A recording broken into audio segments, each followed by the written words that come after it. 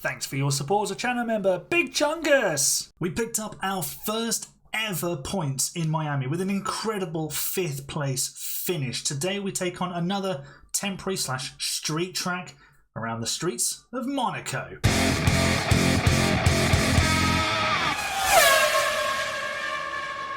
Hello folks and welcome to a brand new episode here of F1 Manager Creator Team with Ahgp. We're getting ready for the crown jewel of Formula One, the Monaco Grand Prix. And you might be asking, Aaron, what happened to the Imola Grand Prix? Well, I have recorded that. However, I recorded the race once and we scored a point. We finished 10th with Paul Aaron. As I was doing the outro, the computer crashed. I had to re-record it and we didn't score points. We finished 12th and 13th.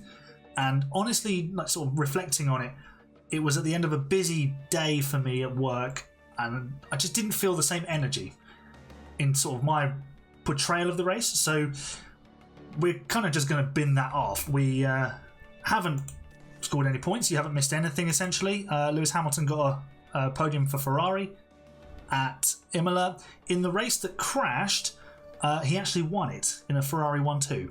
So yeah, there's the top 10. And we finished 12th and 13th, just behind Carlos Sainz. So yeah, a shame that we didn't get to keep the race where we got the point.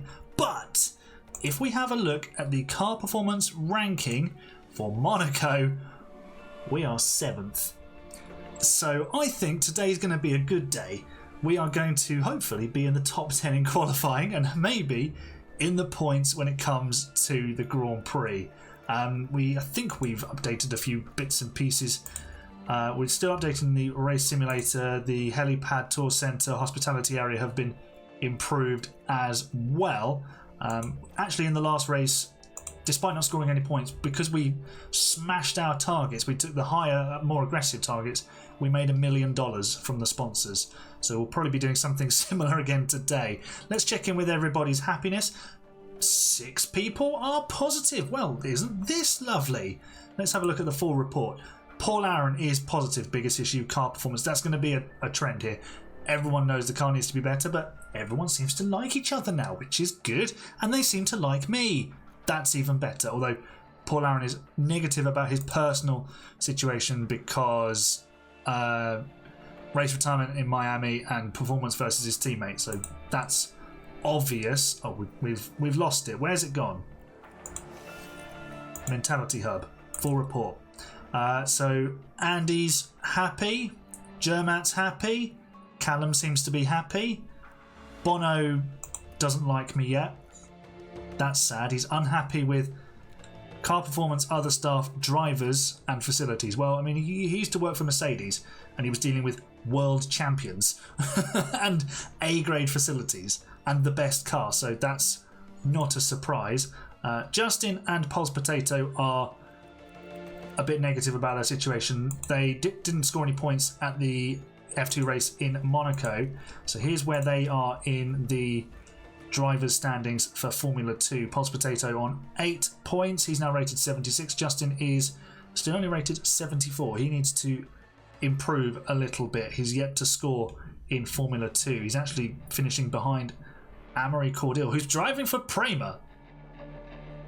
Don't understand how he's got a Prema seat, but there you go. Right, let's get ready for the Monaco Grand Prix. I'll go to practice and I'll see you on the streets for qualifying. Q1 done and dusted, and we are 6th fastest with Paul Aaron. Fred Vesti is 11th. Any big names eliminated? No, the usual suspects are out. Also out is Zhou Guanyu because he crashed and caused a red flag. So let's get to Q2, see if we can reach the promised land of Q3. Obviously, we got to Q2 this time last year with Fred Vesti, but we've now got both cars here. So let's see if we can reach that 3rd part of qualifying. Okay. Qualifying 2 is reaching its crescendo. We are currently 12th and 15th because we've done a lap on heavily used tyres from Q1. So let's see what the boys can achieve. They're chasing Théo Pourchaire's Aston Martin as we go through Saint-Devote, and we can keep an eye on everybody's sectors. George Russell is currently very fast in Sector 1. We've got improvements for both our drivers in that area of the track too, as we go through Portier into the tunnel. Following Fred Vesti, He's the first of our two drivers. He's getting a bit of a slipstream from Porsche, and hopefully Paul Aaron is picking up a tow as well. As we enter the swimming pool section, both drivers are improving, which is really positive to see. Carlos Sainz not improving on this lap that he's on. Don't know if it's an in-lap or not. He's taken the checkered flag, so it must be. Here we go then, across the line. Fred Vesti, can you get yourself to Q3 in Monaco? 10th, Paul Aaron. 13th, okay, maybe not quite as good as we were hoping for, but we've got one car into Q3 as it stands. Lando Norris is probably about to bump us out though. Here he comes, and yeah, I think it's going to be 11th and 14th on the grid. Yeah, we don't make Q3, which is a shame, but we are pretty well placed to still pick up some points. There is just a big gap in pace between us and Williams and then the top 5 teams. So it's very difficult to bridge that gap to Q3, but we are basically best of the rest still, and that is all we need to do, and then we can pick up the scraps from the top teams when they have problems. They say it's difficult to overtake in Monaco, and it is, but that doesn't stop me going for a 2-stop strategy on F1 Manager. It worked in F1 Manager 23. I'm hoping it'll work here on F1 Manager 24. We've underfueled with both cars. We are 3 laps under with Fred Vesti. We are 5 laps under with Paul Aaron. The thinking being that we will always have softer tyres, so that will give us more grip anyway, or faster, fresher tyres even. So that will give us extra speed, and then we can save the fuel. We can have the benefits of being lighter as well, so we should be quick enough to make the overtakes we need. So what would be really useful is some sort of intervention safety car wise, but if it comes in the middle of our medium tyre stint, that could be a problem. But we've always got the hards to chuck on as well then. So we've done it before on this channel where we've 2-stopped our way, even 3-stopped our way to victory in Monaco. So let's get to the grid, clear all the celebrities, and get on with the real reason we're all here, a motor race.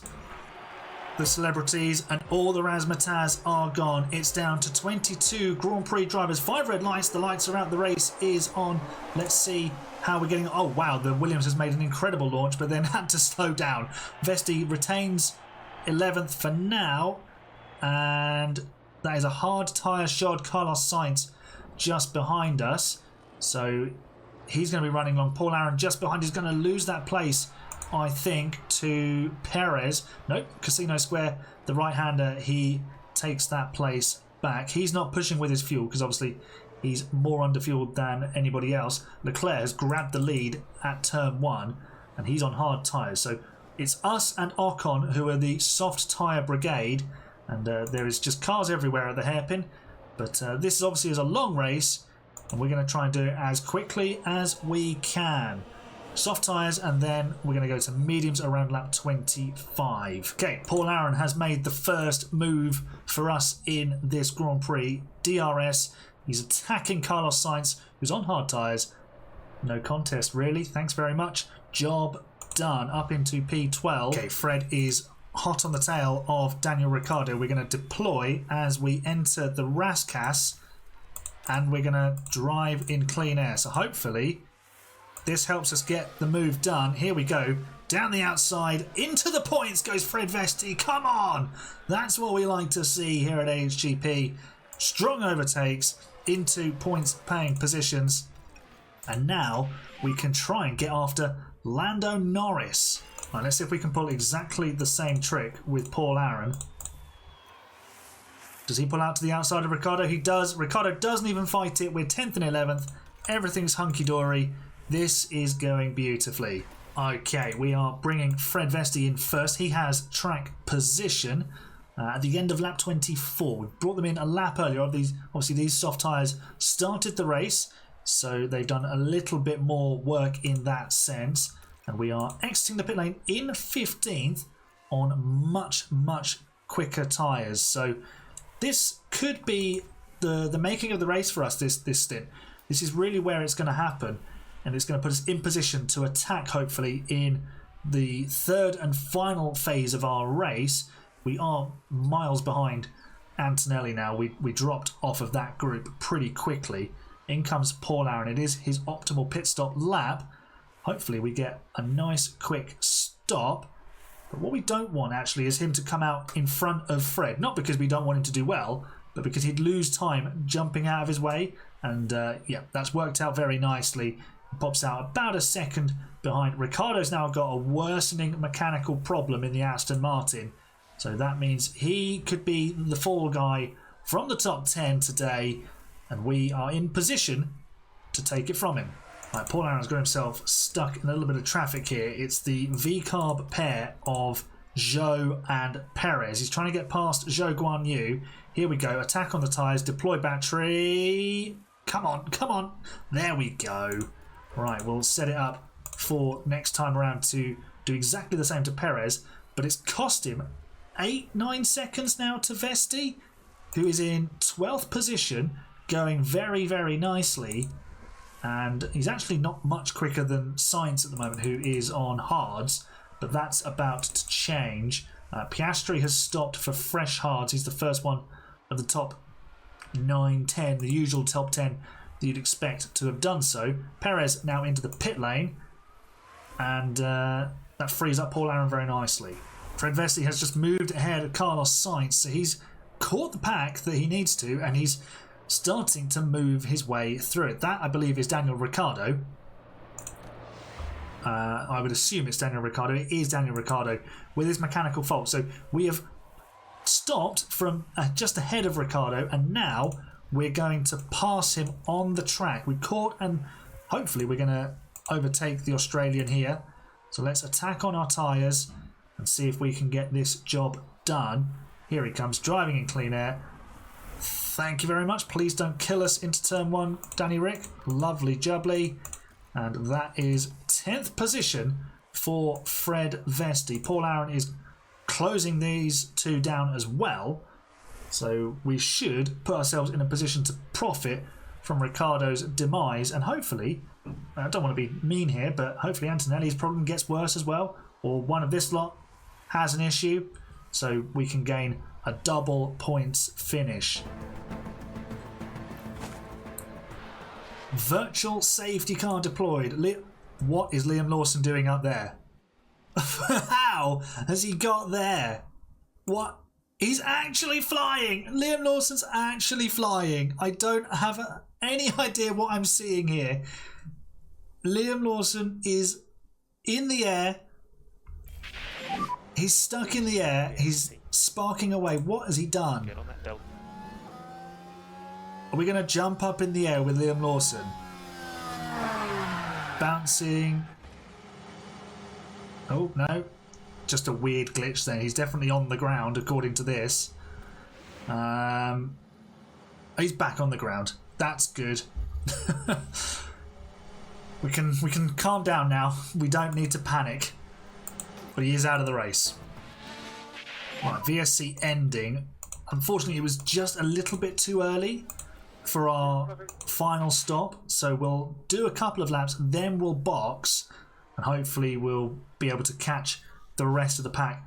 Antonelli's mechanical issue has got worse, so we might be able to hunt him down late on as well. Both our drivers are heading to the pit lane. We're going to deploy so that they are essentially doing that when they leave the pit stop, and in we come. We should get them both out in speedy fashion. 2.3 second stop and 2.2 second stop for Paul Aaron. That is good stuff from the crew in the pit lane. Third fastest stop of the day. Lovely jubbly. Should keep us top of the pit stop competition. Believe we are now a lap down. So yes, we are. That helps us out with fuel, and also we can push the tyres a little bit harder because we don't need to keep them for the rest of the race. That's a McLaren behind us of Piastri. Wow, we are very slow in this race. We've got 30 seconds to make up to Antonelli. And, critically, we've already come out ahead of Ricciardo because of his issues. We are attacking Max Verstappen. Is that Verstappen? It is Verstappen. We are attacking the... well, not the race leader. We are attacking the Red Bull. But we can't get through. We're just going to be stuck behind him. Well, that's not helpful, is it? Paul Aaron has moved himself past Carlos Sainz. It's the third time we've seen this overtake today, but I don't tire of seeing it, to be honest, because it means we are the best of the rest outside the top 10, and it means that Paul Aaron will shoot up the championship order in the drivers because he has the best possible non-point scoring finish. Should move him ahead of Albon. So yeah, that's good news for him. Good news for us is we are catching Antonelli. Bad news is we are still stuck behind Max Verstappen, which is incredibly frustrating. I can't believe I'm saying this. Max Verstappen is probably holding us up. Go figure. Right, we're no longer being held up by Max Verstappen because he has caught Antonelli and passed him, and now we are also going to do the same. So this is going to move Fred into 9th position, and Paul Aaron is closing in quickly as well. So double points are available to us today. 8 laps remain of this Monaco Grand Prix, which is going splendidly well for us. Let's attack on the tyres, drive in clean air with Fred, and see if we can overtake a Mercedes, a works Mercedes. Remember, we are a customer Mercedes team with their power unit, and we're going past Kimi Antonelli. Whoa, I thought that was in the wall. Oh my god. I thought it was all over, but we are through P9. Come on. It is Paul Aaron's turn to try and get the job done. I don't think he's close enough on this lap. I don't know, actually he might have been. We've missed an opportunity there. So I'm just going to get into driving clean air to start with. He might find his way through before Saint Devot on the next lap, but we can juice up the battery and make sure he's got every available opportunity to move himself into a points scoring position. Let's deploy, let's attack, overtake available. Let's go on board, and let's enjoy this. Down the outside, absolutely no contest. Both cars are now in the points in Monaco. Absolutely outstanding job from both drivers.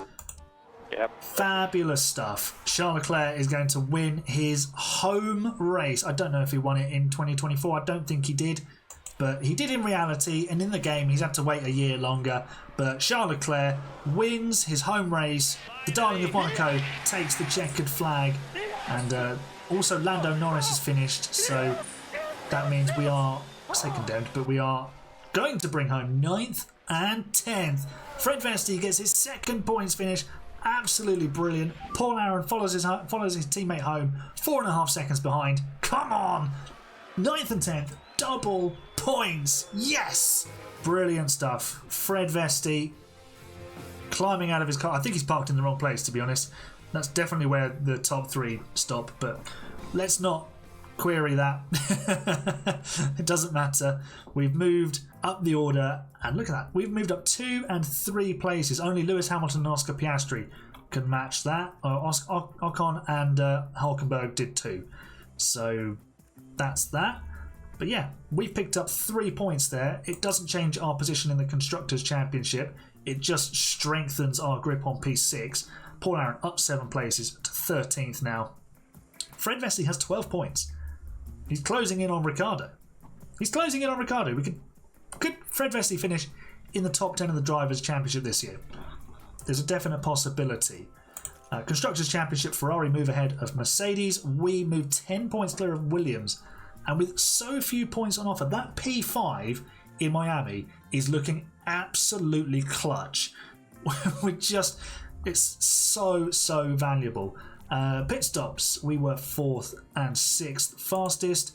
Keeps us nicely clear of McLaren, who now move into 2nd. I'm going to go through so it doesn't lose our point scoring finish today. Another $1 million in the bank. You can't see it because my head's in the way, but you can add up these figures. And let's continue and get it to autosave. What an amazing trip to Monaco that was. Always fun to go to Monaco, isn't it? I've never actually been in real life. I'm just going to assume that it's really fun. But double points at Monaco. Outstanding job from both drivers. I'm now going to play a couple of races off camera and I'll bring you back for, I think Canada is a sprint race.